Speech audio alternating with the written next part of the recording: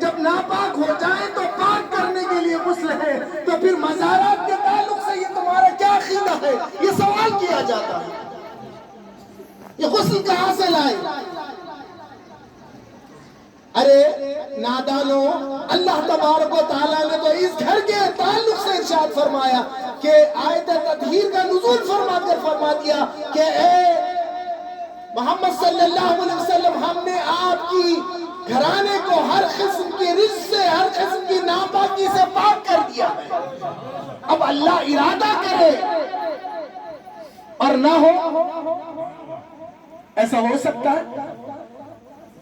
سورہ تفصیل میں نہیں جاتے ہوئے اشارتاً کہہ رہا ہوں کہ سورہ یاسین کے آخری آیت انما، تو اللہ تبارک تعالیٰ ارادہ کرے اور ادھر کہہ دے اور ادھر ہو جائے، کن فیکن ادھر کہہ دیا اور ادھر ہو گیا۔ رب نے ارادہ کیا اور ادھر کہہ دیا اور ادھر ہو گیا، تو رب ارادہ کرے، اہل بیت رسول اللہ گھرانے رسول کو پاک کرنے کا ارادہ کرے اور پاک نہ ہو، ایسا ہو سکتا ہے کیا؟ یہ تو پاک ہے۔ اب یہ غسل کا طریقہ کہاں سے ملا؟ تو ہم نے دیکھا کہ بندہ نواز کے آستانے پہ غسل، وہاں سے نکلے، ہم نے خواجہ نظام الدین آج کے آستانے پہ غسل دیکھا، وہاں سے ہم آگے گئے خواجہ قطب الدین بختیار کاکی کے پاس غسل دیکھا، وہاں سے آگے بڑھے ہم نے خواجہ خواجگاہ کے پاس غسل دیکھا، وہاں سے آگے گئے غوث اعظم کے پاس غسل دیکھا، وہاں سے آگے گئے کربلا والوں کے پاس غسل دیکھا، وہاں سے آگے گئے مولائے کائنات کے پاس غسل دیکھا، وہاں سے آگے گئے تو کعبۃ اللہ میں جب ہم پہنچے تو ہم نے دیکھا کہ اللہ کے گھر کو بھی غسل دیا جا رہا ہے۔ اللہ کے گھر کو کیا ناپاک، معاذ اللہ، استغفر اللہ ثم استغفر اللہ، کیا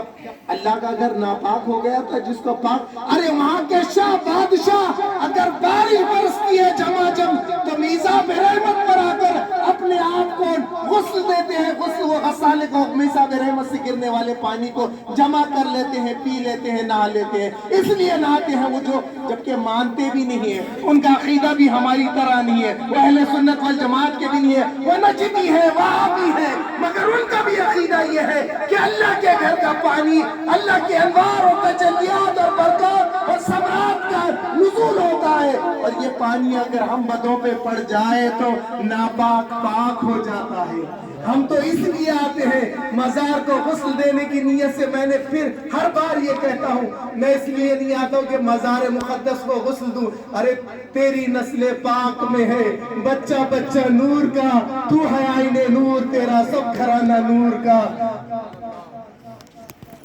یہ وہ لوگ ہیں، یہ وہ لوگ ہیں، یہ پاک ہیں، ان سے جو لگ جائے وہ بھی پاک ہے۔ اللہ پاک، رسول پاک، دین پاک، اسلام پاک، اہل بیت رسول اللہ پاک،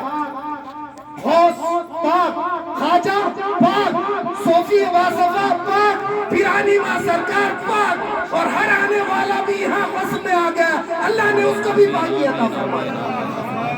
ہم تو نعرہ رسالت، پیرانی ماں سرکار، صاحب قبلہ، نعرہ تکبیر، نعرہ رسالت۔ ہم یہاں غسل کے لیے نہیں آتے، اپنے آپ کو پاک کرنے کے لیے میں آتا ہوں کہ یہاں آ گئے، تیرے دیار میں آ گئے، تیرا دیار ہے دارالسلام، تجلیاں نہیں صبح و شام، تیرے غلاموں میں منگتے بھی ہیں، امیر بھی ہے، تیرا تو فیض سب پہ ہے عام۔ ہم تو اس لیے آتے ہیں کہ برستا نہیں دیکھ کے ابر رحمت، بدوں پہ بھی برسانے والے، چمک تجھ سے پاتے ہیں سب پانے والے، میرا دل بھی چمکا دے چمکانے والے، تو زندہ ہے واللہ، تو زندہ ہے واللہ، میرے چشم عالم سے چھپ جانے والے۔ یہ میری والدہ ماجدہ، ان کا تعلق حضور غوث اعظم کے دستگیر کے آستانے سے ہے۔ ہمارے نواب بھائی نے ایک واقعہ سنایا تھا کہ یہاں تالا لگا ہوا تھا، کھل گیا تھا، میری والدہ ماجدہ جب غوث اعظم کے آستانے پر پہنچی، رات کے 1:30 بج رہے تھے، 1000 سے زیادہ لوگ حضرت کے ساتھ قافلے میں تھے، اور جب در غوث پہ پہنچے تو غوث اعظم کی بند تالا لگے بھی بند دروازے کھل گئے، اور اہلاً سہلاً مرحبا کی صدائیں بلند ہو گئی، اور پیرانی ماں سرکار اندر داخل ہو گئی۔ ارے ان کا آنا، ان کے لیے دروازے کھل جانا، یہ تو بڑی خوش نصیبی کی بات ہے۔ یہ ان کا مقام کیا ہوگا؟ یہ وہ لوگ ہیں جن کے تعلق سے اللہ رب العزت اور اس کے رسول نے ارشاد فرمایا اہل بیت کا سفینۃ النوح، کہ میری اہل بیت کیا ہے؟ نوح علیہ السلام کے سفینے کے مثل ہے، جو ان کے تیار میں آ گیا